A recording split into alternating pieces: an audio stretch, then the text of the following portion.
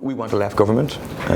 After the elections, we would look at the numbers. If the numbers were there, for example, for a Sinn Féin, left independent, AA, PPP majority in the Dáil, we'd have to sit down and talk about programme.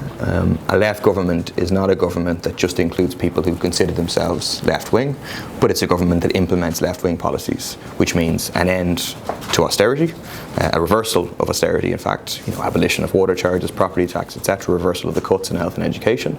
In order to do that, it means standing up to the Troika, engaging in renegotiation and ultimately repudiation of a large portion of our debt, which is not our debt, it's bankers' debt, etc., etc., and taking on the wealthy through increased corporation tax, wealth tax, etc. We'll get to all that, but I mean, just in relation to Sinn Féin then, I mean, the position would be then for the AAA, PPP, that's probably the best way to say it, is that they'd be prepared to back Gerry Adams' Taoiseach and a Sinn Féin-led government in circumstances where a programme could be negotiated. In circumstances where a left programme that takes on the interests of the 1% in this country and really ends austerity could be agreed, yes.